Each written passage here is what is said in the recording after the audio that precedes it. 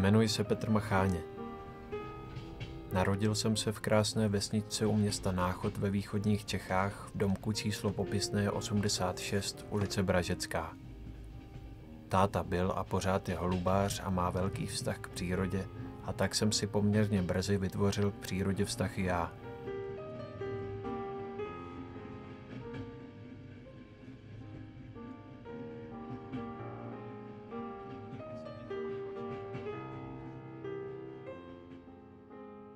Jsem snílek. INFP druh osobnosti. Narozen jako poslední lev 22. srpna roku 1990. Byl to rok svobody.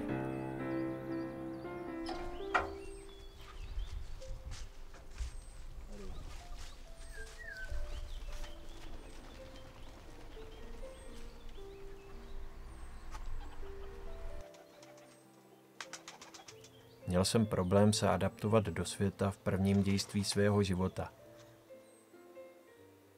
Bylo pro mě těžké se socializovat. Měl jsem dobrou výchovu z vesnice a z života spojeného s přírodou a jedno s druhým, ale při kontaktu s městem a světem jsem byl šokovaný. Byl pro mě daleko hrubší, vulgárnější a ostřejší. Zkrátka nemohl jsem potkat společné duše, se kterými by mé já zarezonovalo stejně, jako G2 rezonuje nad C1 v alikvotní řadě.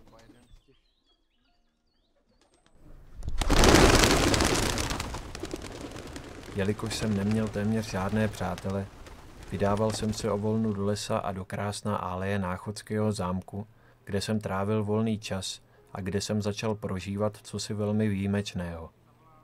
Cosi, o čem jsem nemohl moc mluvit před lidmi. Byly to niterné otřesy a prožitky krásy, která doléhala do mých očí z podlistí vysázených stromů a zpěvu místního ptactva, které mne tak omámily, a já začal pociťovat velice dospělé, zralé pocity o kráse světa. Pomalu jsem začínal vnímat spojení mezi člověkem a světem. Jejich důležité spojení.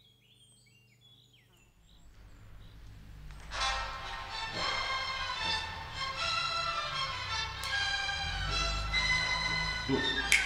Hop. Jdu. Pro mě. Příkaz. Proč? A teď. Ruce dávaj nástupy, ne záda. Vlastně. Teď. 2, 3, 4. Činel. Ping. A ruce, ne záda. Tempo. Tempo. Ty. Crescendo. Pregato. Ne záda. Ruce. Ruce. Rozšíři. A tady ty žestě zkoučej, že jo? Ten synchronický charakter přinese novou možnost gradace. Všechno to směřuje do tohoto místa. To znamená, ta gradace pro nás z toho dirigentského pohledu začíná tady. A vrcholový místo má tady, kolik to je? 8 taktů? Asi jo. 8 taktů. Jo. A jenom po cestě přibíráme ty nástroje. To, že to je nástup po čtvrtce, znamená pro nás jediný to, že ji dáme malinko ostřejší, aby oni měli, že ho raz. To je všecko. Ta šárka vlastně v tomhle místě už jako přibírá zase jako tvrzost. Vlastně, kde je to zase tady vlastně už je. uvolníka. A tady to musí být nesmírně jako něžný, jako vášnivý, že? On se prostě propouzí ten cit. No jo, to tak se stává v životě. Tak. Já vám děkuju moc. No za málo. Řekni mi největší osobní i profesní úspěchy. Tak já si myslím, že ta Amerika třeba, to přijetí na tu školu, na tu Berklee College of Music, mám z toho radost. Taky přijetí na Pražskou konzervatoř bylo pro mě jako úspěchem. Setkání s Johnem Williamsem a asi jako pro mě jako nalezení trošku sebe sama.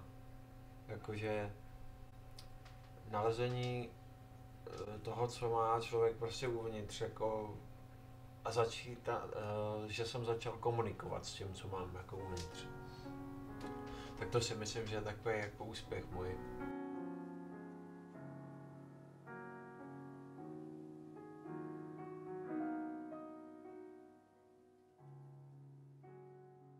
Já vždycky skládám na klavíru, že si udělám hlavní konturu a pak ji tady takhle různě rozepisuju jakoby do různých nástrojů. Tak jsem si třeba řekl, to je zrovna ta melodie, jakoby to už je ve finále vlastně, to je to.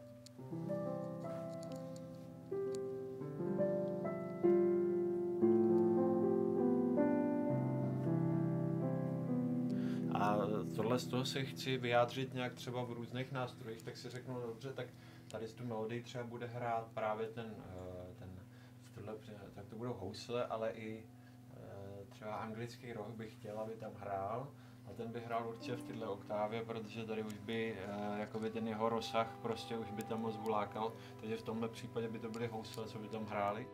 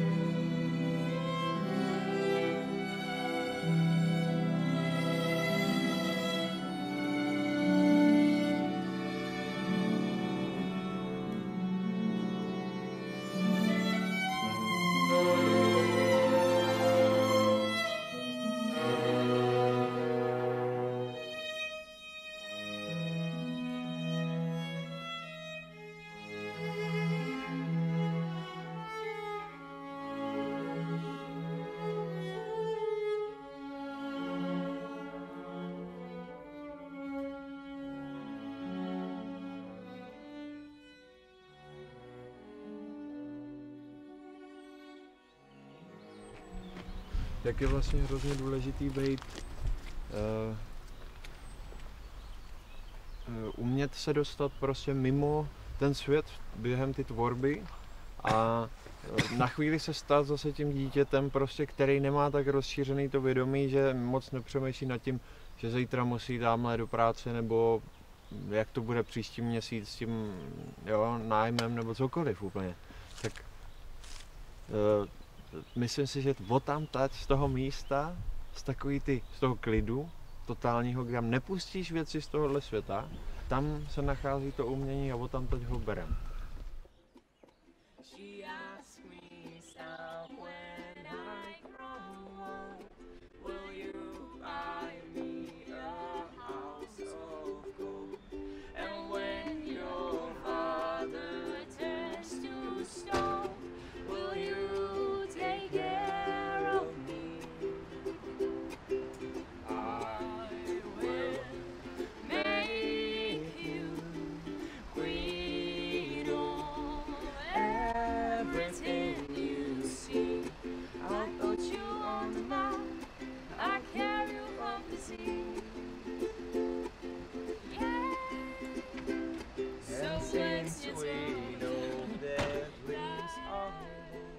Já potřebuju hodně klidu k tomu, abych mohl být produktivní nebo něco dělat, ale zároveň si neumím představit, že bych byl jako mimo lidí. To prostě člověk potřebuje. Jakmile žije prostě příliš dlouho prostě takhle uzavřený, tak on ztrácí pak pojem o realitě, o všem možným a tak, takže jako potřebuju lidi vidět a povídat si s nimi o jejich věcech, problémech. To je pro mě něco jako nabíjení se taky. Já nabíjem se hodně jako v klidu, ale potřebuji ty lidi, takže já jsem něco jakoby půl na půl, ale myslím, že v hloubi duše jsem introvert.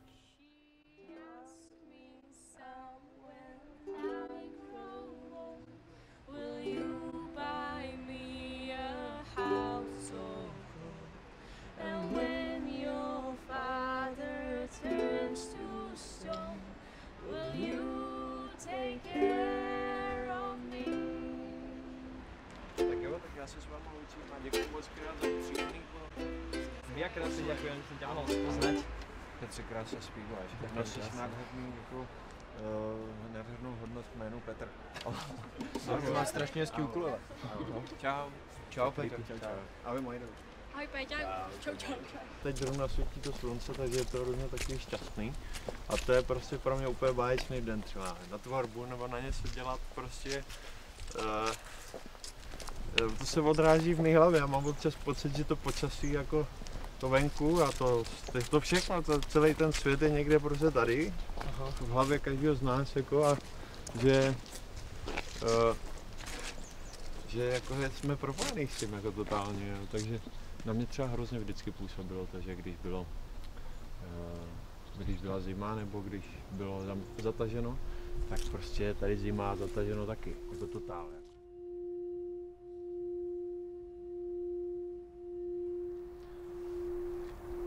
2. listopadu. Bouře ustala. Bouře uvnitř v mojí mysli. Musím se přiznat, že byla velká. Měl jsem pocit, že trhala střechy a vyvracela stromy. Teď už je ale po všem a znovu vysvětlo slunce nad mraky. Je to tak zvláštní. Pokaždé, když bouře odezní, tak mám pocit, že jsem tak šťastný. A jakoby její blesky utrhaly spolu s bouří skály hranic mojí mysli a tím ji o trochu zvětšily. Podle pana Carla Gustava Junga byla nejspíš ona bouře spuštěna právě tím, že mé vědomí potřebovalo rozšířit. Až příště nebude ti pomoci a temné mraky zahalí tvou mysl natolik, že si ani nevzpomeneš, že kdy existovala naděje a světlo, pak věř, milý Petře, věř, že bouře přichází, aby rozšířila tvé vědomí. Není zlá, jenom se tváří zle. Ve skutečnosti je to bouře uzdravná. No myslím si, že je dobrý o tom mluvit, že je dobrý se sebou mluvit a pozorovat, co ještě může přijít a být vlastně otevřený všemu možnému a nebrat to, když přijde něco zlýho, jako třeba deprese, jako nějaká hlubší, jako něco, co ti chce ublížit, ale jako něco, co ti chce vlastně pomoct.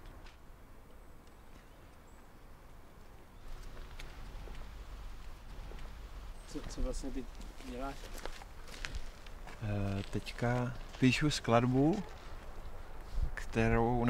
snažím se zapsat skladbu, která mě napadla tenhle týden.